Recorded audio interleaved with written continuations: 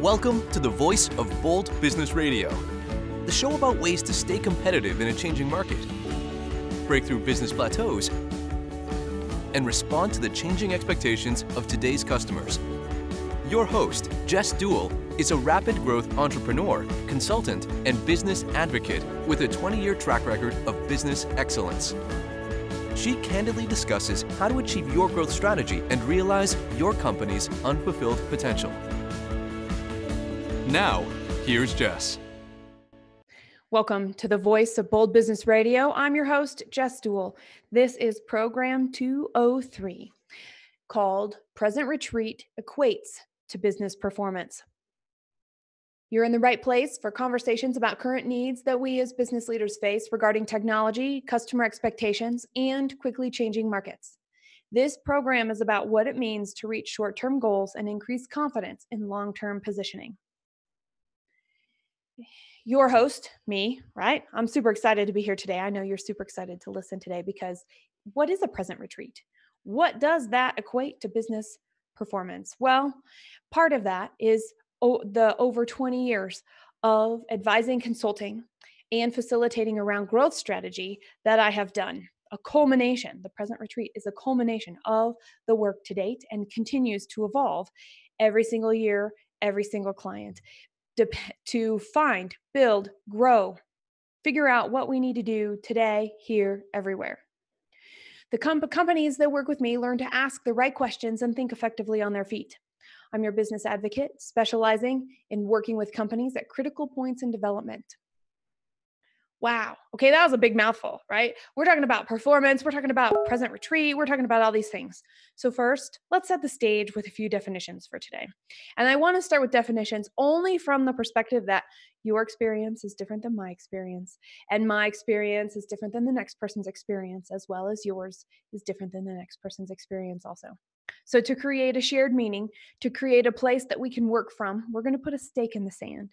And the first part that we're going to talk about is, what is business performance? Well, when we think of performance, we think of eking out the most we can, optimizing in some fashion. And you know, that's all true. Another thing that's true is being able to do reflection. Is this the right thing to optimize? Is this the right thing to think about? To do, to act, to go forward with. So when we think about business performance, this is a management skill that is built through concrete items that we are tracking, right? Our ROIs, our KPIs, whatever acronym you want to put there, combined with our processes and how we're measuring those processes, right? The acronyms plus our processes that allow us to check in, evaluate, fine-tune, maybe even experiment a little with those processes to fully take advantage of what makes our company unique, what makes our company different from everybody else, and strengthen that position in the marketplace, and strengthen our connection with our customers, and strengthen our desirability from a potential acquisition, or better understanding what we want to acquire to diversify. So business performance in a nutshell. Now let's talk about growth strategy, right? You have heard me talking about this. It's been all over the places where our newsletters and on social media and the places that we connect with you, our audience, about the Growth Strategy Summit. And it was really a fantastic event because we talked about how do we get to that business performance from a common denominator of how we define growth strategy, and then actually articulating what our growth strategy is. And for the day's work and for today's conversation, growth strategy is the direction a company identifies to ensure market relevance and its own future. All right, so there are a couple of things that come up in that for me. First is when I shared this the first couple of times, right, to poke holes in it, people heard future market relevance instead of market relevance and its own future. So the first part is we've got to break those apart. If that's how we hear it, great. It's not the way that it's written, which means it's not we might have an assumption built in. So let's call out that assumption. Future market relevance is really important. Our actions do dictate that, determine that, right? Think of luck. Luck is what we're doing today and what we did yesterday and what we did a year ago to create opportunities that we can't even think of or see just yet. And our growth strategy is something that we've decided we know what we want to do to grow our business, we think. And this is the direction we're taking for right now. And here's the point in time in the future that we're going. So just like when you were 20 and you knew what you wanted to do by the time you were 30, and when I was 30, I knew what I wanted to do by the time I was 40, and now I'm 40, I'm thinking about what I want to do by the time I'm 50. When we take a step back and we put our company in that, the company we come to every day, the people that we're coming to work with every day, together, we're thinking about what do we want this company to be 5 years and 10 years from now? How do we take actions today to support that tomorrow, to make that opportunity? Maybe even to create a little bit of luck. Regardless, we're talking about our business in the future, not the future of our business. And so visually, when we're thinking about this, I would like to have that distinction clear. So we've got these two things. We've got business performance, we've got growth strategy, and what we do with that determines our market positioning. It determines what we want to put our attention and resources on, because amidst all of that, dreaming is great. Big ideas are awesome. Yet, without working within the constraints that we have, how do we achieve what we want to achieve without to give ourselves a chance, to give ourselves a good chance to go after that goal, to go after that great big goal, to go after the BHAG goals that are out there for you as well. And to do that, to be able to do that, is to create a present retreat. And a present retreat is taking time out of a regular day to be able to look at things that are different.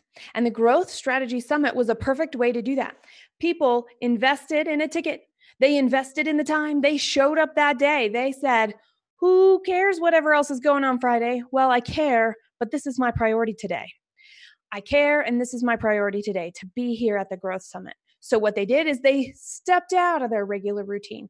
They stepped out of everything calling their name, grabbing their attention, requiring some sort of decision. And they were in a room with a bunch of other people so that we could think about what we're doing in our business more clearly without distraction. So everybody was present in the room, engaged in the activities. We stepped out of our day. So that's the present part of a present retreat. The other part is when we go after knowledge, when we sit down to think. I know that's like the deep work. If you remember Cal, mention deep work once in a while, or Blue Ocean, or any one of the other leadership books. Really, the application of what we hear, the application of what we see, the way we're going to choose to put it together, the other information we're going to go after to bring in is a type of retreat. Another type of retreat is just going, yeah, I've got time in my calendar. I've got time in my calendar that I'm going to protect at all costs. I will not schedule meetings during my retreat. I will not take a phone call during my retreat. I will not, and then I will show up. I will think about growth strategy. I will understand what needle has moved and does it align with what we're doing this year? Does it align with our longer term goals for diversification or product addition or, customer acquisition, all of those things? And the answer is up to you. That's really what it is. Will you protect that time? So a present retreat is prioritizing time in a very full schedule to think about growth, to think about strategies that are happening, to think about past performance, current performance, to be able to evaluate where we're going. Now, the first part of the day, we looked inside and outside. And I'm going to tell you right now, we're going to talk about the inside, because The inside is the stuff that may not directly relate to revenue. The inside are our people, resources, right? You. What do you bring to the table? What do you actually bring to the table? And I remember somebody said, I was asking about skills, and I said, list all the skills, right? In one of the exercises that we were doing. And somebody came up to me, they raised their hand and they said, hey, are you going to ask us about our weaknesses yet? I was like, no, nah, we know what our weaknesses are. We can call those constraints. But today we're talking about what we bring to the table because we're going to leverage those strengths to do the work that's needed to be done, to prioritize the actions to take, to discern which are the right actions to take and prioritize at the top, to think about creating a future for our business 3 years and 5 years down the road, creating that direction for market relevance. I'm thinking about that because when we take stock of our company, we take stock of all the assets, we take stock of our reports, and we are looking at financials, and we're thinking about all of those. And, sometimes the 6 inches between our ears can get in our own way. And when we get in our own way with the 6 inches between our ears, what does that actually mean? And how does it actually show up?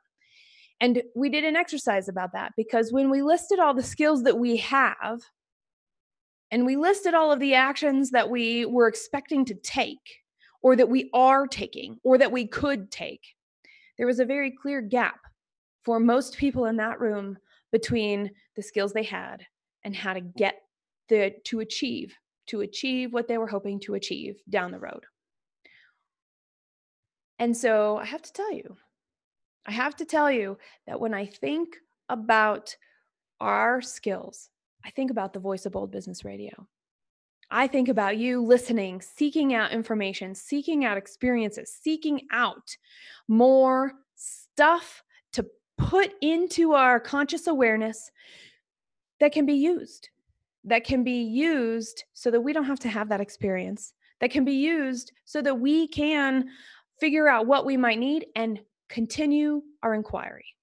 We can continue our inquiry forward. Now, again, we're talking about leadership skills and we're talking about what's lacking. So for those of you who are watching, right? So for those of you who are watching this right now, maybe watching this during a replay in our queue, we did an exercise, and this exercise had 4 steps. And I'm going to give this to you now because if you so choose to do it, you will benefit right now. Check in. It's February. It's the second month of the year. We don't know what when you're up for your new budget for the year. You know when you're going to be planning. You know what your goals are. And this will help you get to them. Take some time to do this exercise. This is not a present retreat yet. Oh, but it could be. So let's call it that. Let's say, yes, here are the steps to begin your present retreat. It's like the pre-work. It's like the preparation. It's like setting an intention. And so think about the 4 areas of growth, right? The Ansoff matrix is a big part of that. We've got diversification. We've got new products. We've got market expansion, right? Acquiring new clients and customers. And we've got expanding existing products. So in those 4 categories, write them on a piece of paper. Write them on each corner of a piece of paper. And in the center, write growth strategy. And underneath growth strategy, write the definition so you know what you are using and creating right now. Remember, our growth strategy is the direction a company identifies to ensure market relevance and its own future.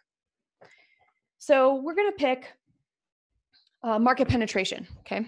And for each of the 4, new products, expanding products, diversification, as well as new clients or market acquisition, right? In each of those categories, you will repeat these steps. And I suggest you do each one for the 4 areas before you continue. So for market penetration, right? To go deeper into the market with the product that we already have.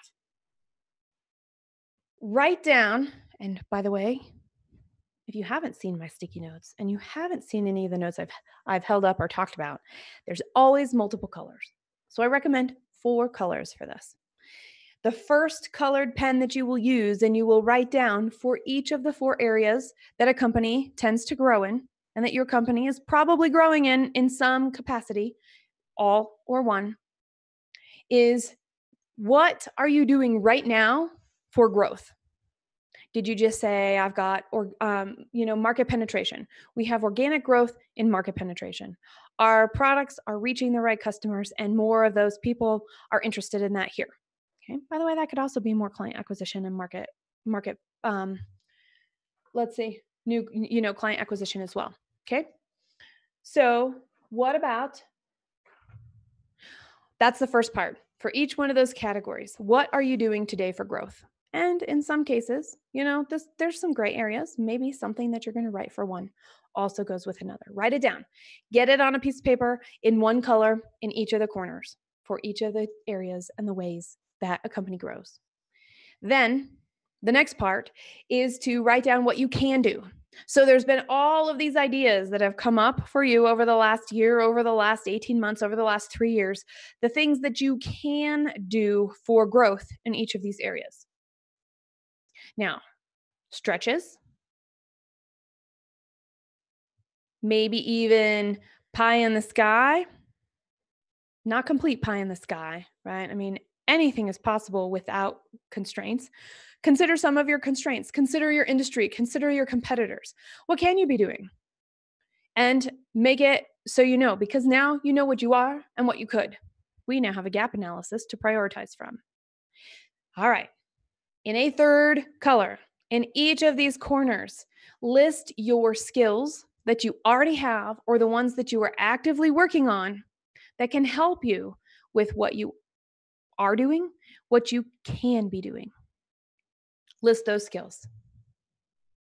And we started here, and I'm sharing these steps because we were talking about skills, and we were talking about the space between our ears potentially getting in our way. And I have to tell you, I was doing great, right? I did this exercise. I do this exercise. I check in my present retreat every week. And what I found was where I thought I didn't have a skill, where I thought the one skill that I had in an area was not enough, I limited my possibility. So even though what I thought was possible became impossible because of what I thought. And so part of a present retreat is not only looking at the business and becoming separate from ourselves, but it's also understanding who we are, how we show up, what we bring to the table. Because when we do good work and we develop the skills that we have and we acquire new skills that we want, that we desire, that are necessary for the stage of business, for the stage of career that we're at, we know there's a period of learning, and it might be scary, and we might feel like we don't know very much, and we may hold ourselves back. And I can tell you a big one for me, which I work very hard at, and I don't give myself enough credit for, is my financial acumen when it comes to business. Do I really need that one? I don't know if I really need this report. Maybe I do. This report's not telling me what I want. Well, you know what? That's okay. So in my growth strategy, knowing that I have a limitation, a self-limitation of my acumen around my financial acumen, I've decided for some reason, I'm telling myself a story. I'm just not good at that. It could be this, it could be that, it could be this, it could be that, right? All those stories that are floating around in my head. Well, here's what it comes down to. I picked a few. I was like, oh, that's okay though. I know how to run a business. I've done this successfully a lot for a long time. So instead of letting my stories get in the way, what I did was recognize I've got this, even if I don't always believe it. I've got this, right? Head, heart, gut. We're going to bring that in right now. And then what happens? What happens is we can go, okay, so I know I'm going to have somebody double check my thinking around this and this and this in regards to my growth strategy. No problem. I can pick my reports. I can look at those reports. I can see the story over time. And I can reach out and talk to a fractional CFO. I can reach out and talk to a mentor. I can reach out and talk to my business advisor and ask them to poke holes in this, because I'm not in it alone, right? I'm not in it alone. Not to mention, Maybe in your organization, there's somebody else that looks at reports with you. There's somebody else that understands this as well. Well, talk to them. Talk to them. So we get to face a little bit of fear. We get to recognize we have limiting beliefs in all of this because you're doing good work. You're doing good work in your business today. And a present retreat not only allows you to recognize that and honor it and build on that going forward, it also allows us to recognize the skills maybe we're discounting, the skills that maybe we know and we can reach out and go, okay, this is a necessary piece for my growth. I don't have this skill. I don't know if I'm willing to learn it, but I'm willing to talk to somebody about it. I'm willing to have somebody help me learn that piece. It's a very important part of a present retreat. Now, as I've been talking, we have had a question from Hannah come in. And our question from Hannah is this: how is prioritizing time different from time management? This is such a good question.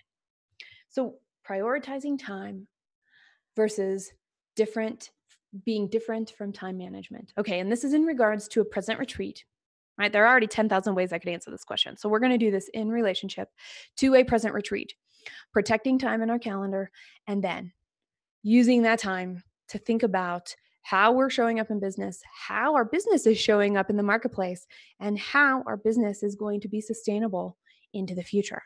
And what are we doing to ensure that it will continue to be relevant 5 years and 10 years from now? All right, prioritizing time means I'm going to put things in my calendar. We only have 24 hours in a day, right? So by default, we're working within this particular time constraint. So we're all prioritizing what to do with our time. And I will say, what we're doing with our time describes our value. Whatever's on our calendar, I mean, if you go back and you look at your calendar for the last 3 months, what do you see? What do you see on your calendar? It's what you prioritize, because we all have 24 hours in a day. So we're all trying to figure out how to use it best. Well, the things we do concurrently or recurring. Oh, concurrently is an interesting thing. We'll come back to that. Recurringly over time, then we are necessarily, oh wait, hang on. That I am like using a whole bunch of words. I got hung up on concurrently and now I've lost my train of thought. So I'm going to backtrack and I'm going to try this again. When we prioritize time, we're careful about what we put in our calendar. We're careful with which we use our time, what we are willing to say yes to, and what we are willing and sometimes must say no to make time for what we also want to do, must do, care about. So prioritizing time is a concept of, we can look back at our calendar, here we go, and see what we value, because what we prioritize is what we value. And what we value determines the actions that we're going to take. So if we don't like what's been in our calendar for the last 3 months, we're probably not going to like what is going to be in our calendar the next 3 months, the next 6 months. And so this is a little bit of a look back. And time management is different. Time management is, when I block this time, how am I going to use it? When I block this time, how am I going to use it? And so whether you're planning for spontaneity, whether you are scheduling a date night, whether you are putting in your present retreat time, all those things matter. And then what comes next? What etches away? What erodes that time? Think about the last time you had a date night. How many times was it scheduled and how many times did it get taken off the calendar, shortened, or rescheduled into the future because something happened, because something came up? The because is what we're prioritizing our time with. It's different than being on a date and actually enjoying and being present in that date, or scheduling that time management, using our time wisely, whatever wisely means to us. I'm going to show another example is, so for example, when I first started my present retreats, right? So not only do I do this once a week, I also do this for 4 continuous hours at a time. And my time is Monday morning. Well, anybody who has had my time Monday morning between 8:30 and 12:30, I have given priority. I have eroded my time that I said I would protect, and I gave it away to something else. And so I'm saying yes to something else, and I'm saying no to checking in with my growth strategy. oh my gosh, that actually made my stomach like all tighten up in knots, and I'm feeling a little nauseous because I have to, when you admit something out loud and it's really right, you really feel that whole physical reaction. Well, yeah, it's true. And it's true basically because I prioritized the growth summit, the growth strategy summit that we just concluded. I prioritized it over everything else. I checked with my family. I checked with my colleagues. I said, this is the stuff that's going to happen. This is the stuff I don't think I can do. How can you help?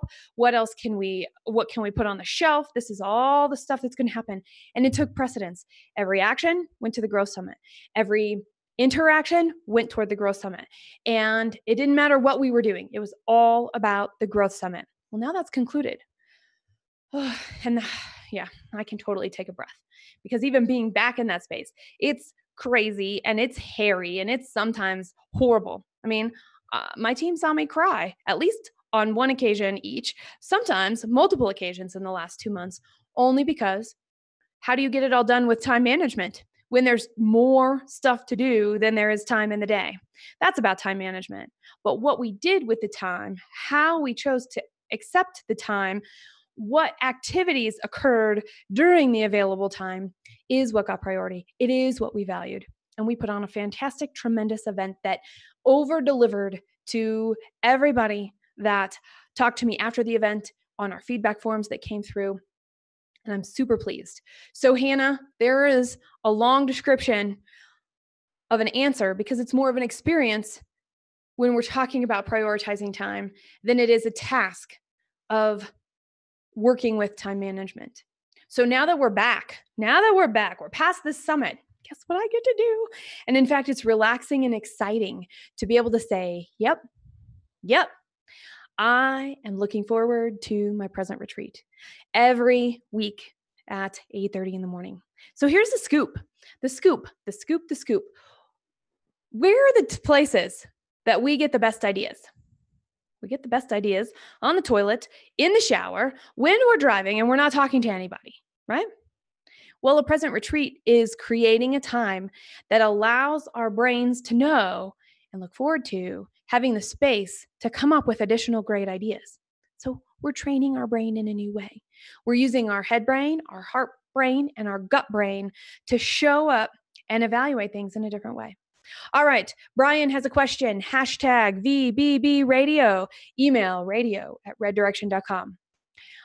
All right. Brian is asking, what is it that helps you recognize your strengths? Is it necessary to have someone, or is there a way to acknowledge strengths on our own? And in that case, how?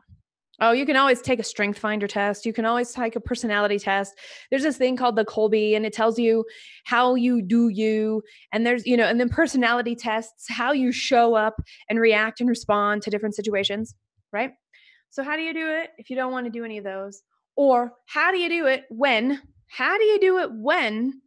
you're second guessing yourself? Holy cow. I don't know how many of you do that, but that's something I do.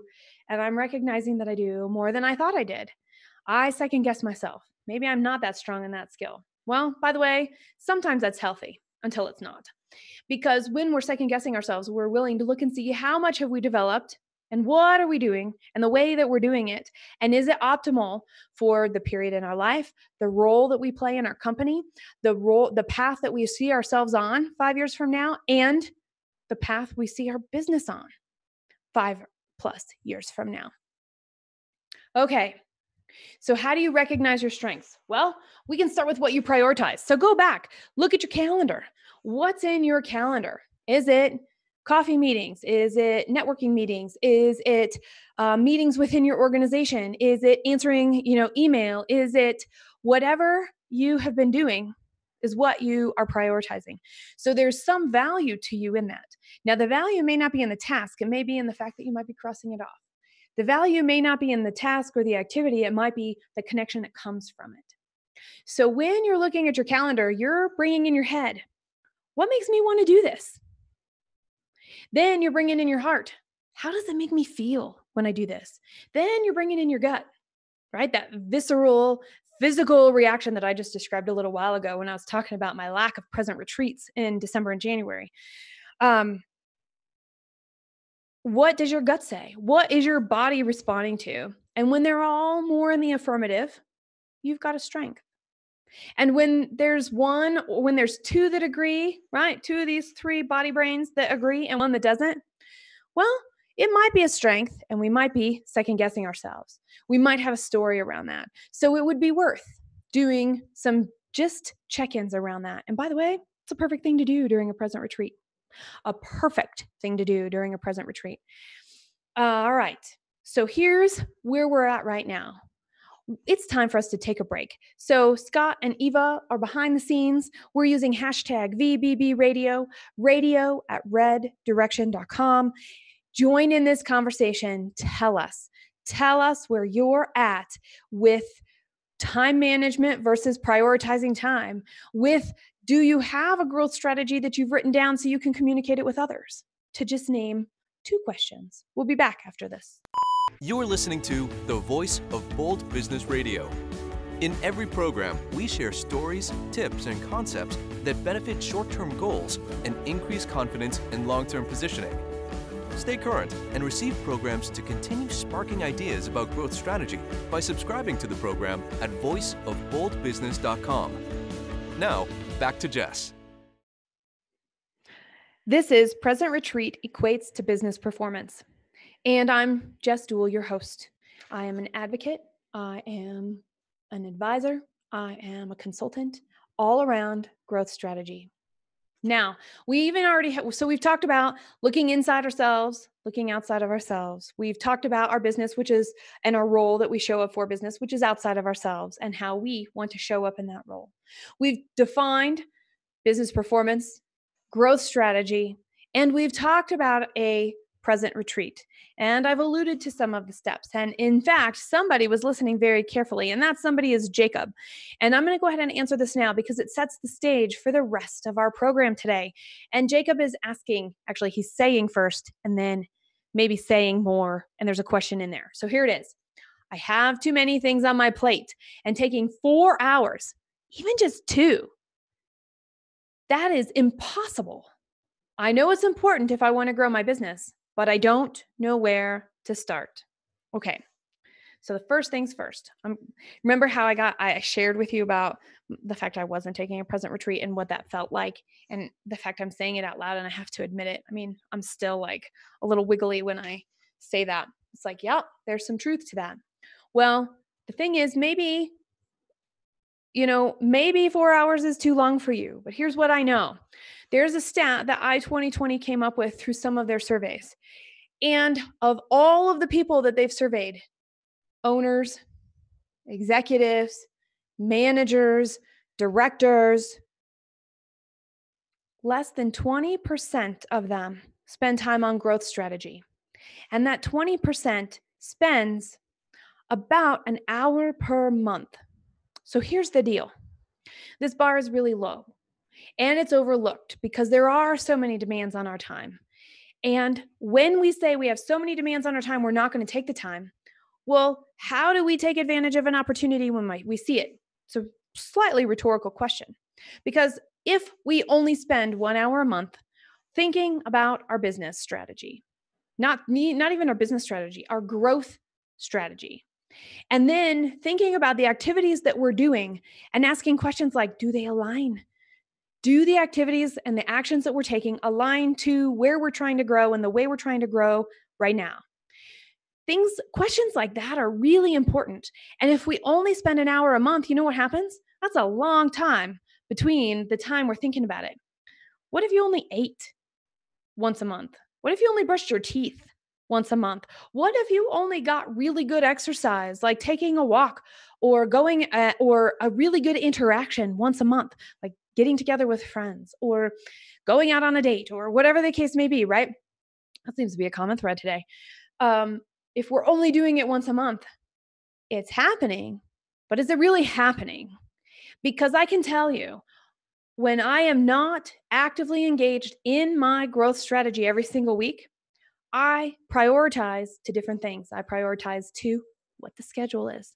I prioritize to what the next deadline is. I prioritize to who's the squeakiest wheel? What's the squeakiest wheel? What's the greatest next opportunity? What's failing? And how do I respond to that?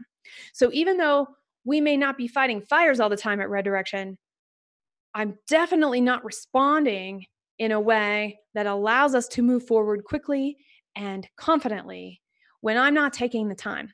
So, about an hour a month is 52 hours, Actually, that's not even true. It's 12 hours. About an hour a month is 12 hours a year on growth strategy. If you spent, think about this. If you spent 1 hour a week just about your growth strategy, well, guess what? That's already umpteen million times better. And you're at least thinking about your growth strategy every week, and it becomes more top of mind. Here's what I found, right? So an hour a week might work for some of you. What I found was my goal was really a whole day, to take 6 to 8 hours a day and do nothing but sit with, be with, evaluate, dream, explore, poke holes in, affirm, adjust. Some of the people on our show like to use the word pivot, right? What are those? Where do we find opportunities? And the more time we do that, the better we become at finding them. So how fast? So I guess the question is, how fast do you want to build your skill around growth strategy? How fast do you want to know when you're on the right track and when you're not? How fast or how much confidence do you want in the decisions that you're making when you're not taking a whole lot of time every single week? Because we're all responsible for our growth strategy. Many of us have people that depend on us to make decisions that we are confident in, that move us and move our people and move our business forward. So there's a little bit of a soapbox, but I'm going to tell you now though, because Jacob, here's the next part of that is, yeah, it was really hard. So here's what I did, and I'm pretty good at it.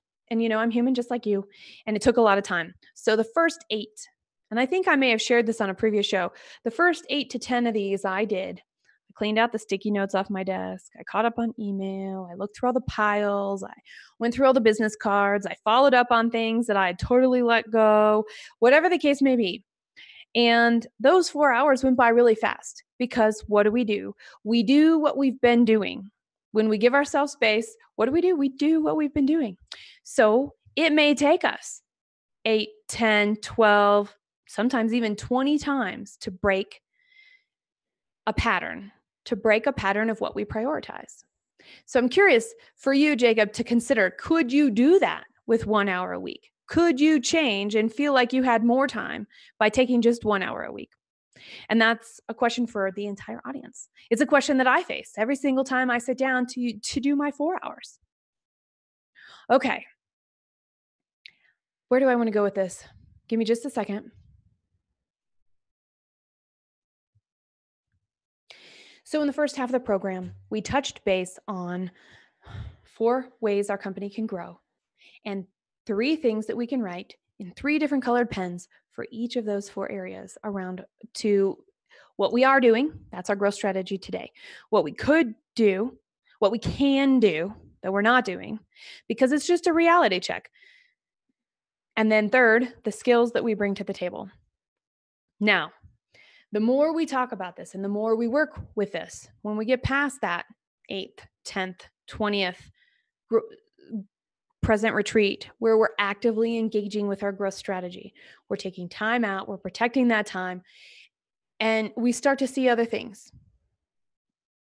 One of the things that I started to see was what we were doing well and what we were doing that had no value, right? 2 things. And both of those things create opportunity. We have to let go of what does not have value. And that can be really hard, especially when there's emotions wrapped up in it, or maybe it's our baby, or maybe it was our first product, or, who knows? Who knows? But it's something, and those can be hard. And when we can get good at saying, we're done with that, we make space. And that allows our people, our colleagues, our teammates to be able to say, oh, what am I going to do at this time?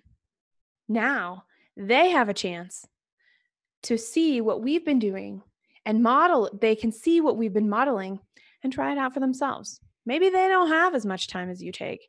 Maybe they won't, but the maybe is where some possibility can be born. Now, one of the things you always hear me talk about is the fact that I check in with others. And Ruth has used email reddirection.com to ask this question. So thank you for emailing it in, Ruth. Jess, you talked about checking with others for a reality check. Can you describe an ideal support system? No, I can't describe an ideal support system, but I can describe mine. And it works for me.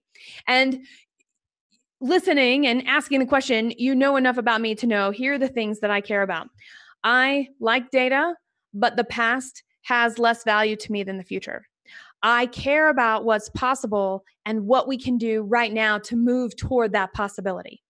I also believe that without thinking about it and talking about it and exploring it a lot at the beginning, we end up having a lot of wasted time because we have to backtrack or come up with other things or whatever. And so we end up being, a journey is still a journey and it's never going to be a straight line, but it also does not have to look like that family circus cartoon that we think about. So somewhere in the middle, I have people that I talk to, right? So in my role, they are other business owners that sometimes do similar things, right? As an advisor and a consultant, I talk to a lot of coaches because we have similarities in our business model. I also talk with CPA firms and executive talent placement firms because they have a similar business model. So first, maybe we should talk about key people to consider. Who are people with similar business models to you? And become friendly. Ask to see if they would all get together and have lunch or tea or a phone call once a week and not necessarily be accountable in this group, but be willing and open to share what's come up, how did you deal with it, what's exciting, and the reason it's exciting, and dig into how it got set up, how it became possible. So that's one set. Another set of people that I have an amazing team. And I have to call out every single person on my team because without them coming up with ideas every single day, the growth strategy that we have written down is only dependent on me. And guess what? Red Direction is bigger than just me. I may lead it. I may be the ultimate decision maker, but here's the deal. What we offer, how we offer it, the way it gets offered, how we can expand and grow totally comes from the ideas of our collective. And that's everybody on the Red Direction team. And I believe in that and I strive for that. And so, yes, everybody has their own lane. And sometimes their lanes are really blurry. And sometimes we're in each other's lane. And you know what? That's okay. Because just like life, business can be messy. And just like life, we have to have hard conversations. And just like life, we're not going to get it right all the time. But unless we feel good and strong about the fact that we can have messiness between us, we're not going to make it very far at Red Direction. And I would consider that you evaluate that and see if that would be the same and true for you. And a third would be, you've always heard about mentors. Who has been where you are now? That's always a good one. Those people are harder to connect with on a regular basis, but when you find somebody who cares and wants to give back and wants to see you succeed, being able to check in with them, an informal mentorship is an incredibly important thing. The other piece is, I would say, networking groups and masterminds and things of the like. Proceed with caution and make sure it's the right group for you and it's actually going to help you with your goals. Having really awesome, like-minded people around you makes you feel good, but having really awesome, like-minded people around you may not allow you to be pressed and stretched and experience a little bit of messiness so that you can grow. Not only your personal growth, not only your team's growth, not only your colleagues' growth, but your company growth. Very huge, very important in that. These are some long answers today. And I feel like even though, I feel like they're necessary to get the point across because we're talking about business performance. We can drive ourselves into the ground. I know that if I make more calls, I'll get to more yeses. So all I have to do is figure out how to make more calls, right? Goes back to time management. And so I can get to the yeses that I need. Okay. How many of you actually like to do that? Yeah. I know there are some of you out there that do. How many of you are okay doing it? That's a whole different question. I'm okay doing that, but it's not rewarding to me. And so time management just to get the task done versus prioritizing time to figure out who are the people that meeting this month would benefit red direction now and 5 years from now. I mean, something that and this is a question for you because in your growth strategy, look at your client life cycle. How long does it take for somebody to begin to work with you or buy your product? And once they do work with you, how long are they working with you? And what are the ways that you can extend the time that they work with you? And when it is time, and there's a natural conclusion that occurs with each client or customer, what is the next step on their path? And if you don't provide it, and notice I'm saying don't because it doesn't mean you couldn't, it doesn't mean you shouldn't, it just means you don't. Right? There's something about staying in your lane and bumping up in the edges against the edges for that. Where do they go? Who do you send them to? And is there some sort of a strategic partnership that could occur at that moment in time to allow the best service to be provided to customers and allow you and me to do what we do best in our companies and really be clear. This is what we do. Here's our mission. Here's how we deliver it. This is how we work together. And one way that we work together is to ensure that we are prioritizing our time. We are being present. We are stepping out of the responses every single day. We are retreating, which isn't necessarily a step back, and it's not always a spa day either. It's evaluating what we have, where we're going, and are we in the right direction? Pull out the compass, find the direction, stay on top of that. Now, what makes it bold? I shared one stat in this whole thing. And that one stat was of executives, managers, directors, people in charge of some sort of budgetary line item or line items spent an average of around an hour per month thinking about their strategy, their growth strategy specifically, and tying that to the activities that you take, and tying that and evaluating opportunities against it, and deciding what's important now to give us our immediate growth goals, right? Revenue-based, but also an immediate opportunity to plant seeds that we don't even know what's going to come of them yet. It's bold to spend an hour a week. It's bolder to spend 4 hours a week. And I haven't even gotten to my goal, and I'm not sure I'm going to be able to get to an entire day a week thinking about this. But it's my goal. It's my plan. And it's in the future right now because I can do it, but I'm not going to. What I'm doing right now is the right thing for right now. And it may change down the road. And checking in every week ensures is now still right. Has it come time for a change? And we can see it sooner with more clarity as we go along. Oh, even though I just did the what's bold and we're starting to wrap up, we have one more question and I'm going to squeeze it in. Hashtag VBB Radio. Vincent is asking, have you ever experienced a setback because of your approach to time and how you prioritize it? Holy cow. The first 10 or 20 times I did this, because what happens? People are used to instant responses right? So the thing I hate most in the world is text, because I thought email was a distraction, but text interrupts my day because even if I give everybody different ringtones, you know what ends up happening? I still want to look and see. And the hearing it, for me, I'm auditory, gets in the way. And so being able to turn my phone all the way off and be like, hey, I don't necessarily tell people. I told all you. Everybody on my team may or may not know that I'm really unavailable during that time, but we've got our workflow together. And so maybe you need to post it on a sign. This room is off limits for however long, or do not disturb online, or there are a whole bunch of different ways, because you know what? That instant gratification is for other people and it's not for our growth. And the only way that we can grow is not through instant gratification and not through instant response. It is slow, it is tedious, and it is against the experience that we are used to. So we have an internal battle to work with.